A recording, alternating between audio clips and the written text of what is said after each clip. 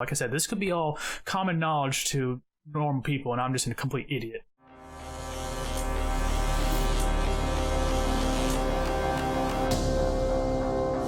What's up, everyone? I want to make this video here for a little PSA to any streamer / content creator who currently uses a capture card and is thinking of making the jump from a 1080p monitor to a 1440p monitor. Now, I made this video because I ran into this problem myself, and I guess this issue could be common knowledge and I am a complete idiot and just didn't know about it, but I didn't really do my research, I guess, before I bought the monitor, and or I just didn't really think it could happen. But if you are buying a new 1440p monitor and you're using a capture card, you want your capture card to have 4K pass-through capability. So I have an HD 60 and I upgraded from a 1080p monitor to a 1440p monitor, and now HD 60, Elgato HD 60 that is, it doesn't have this version of it, doesn't have 4K pass-through. So what that means is when I cloned my gaming monitor that is now 1440p, when I cloned that monitor to the Elgato, the HD 60 caps at 1080p. It can't go above to that 1440p that I'm at.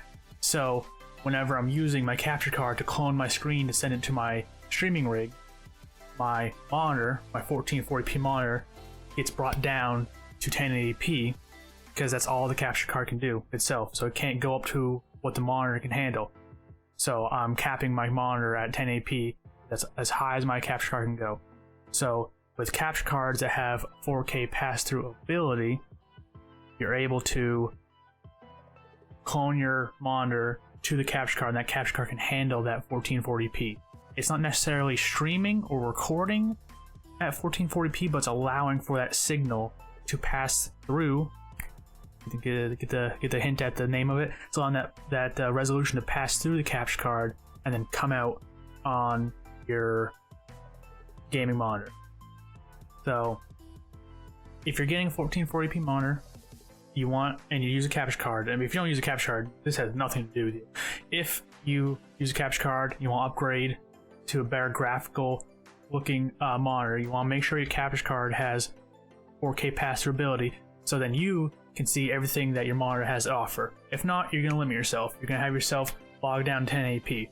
Now, I found a workaround for this issue, because I'm still, like I said, I have an HD 60, I have a 1440p monitor. I still have that. I myself personally haven't bought a capture card with 4K pass-through ability, but I found a way to work around that scenario, and I'm gonna make a completely different video about that, because that's gonna be a longer video with more instructions and tutorials behind it. But I just kind of want to get this video out there first, just to give people a quick heads up and a warning, because like I said, I'll admit I didn't do a lot of research, but two, I never really heard any talks about it before, like, oh hey, you're getting a 1440p monitor, you gotta make sure your capture card can do this.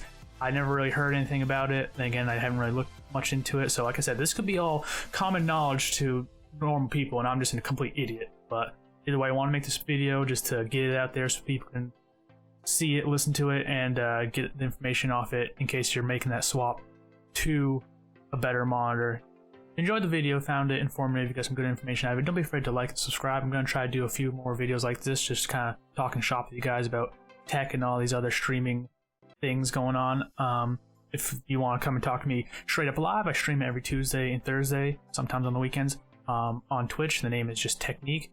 That's around 8 p.m. Eastern time when the stream starts, so don't be afraid to drop by and say what's up. Other than that, thanks for watching, and I'll see you guys next time.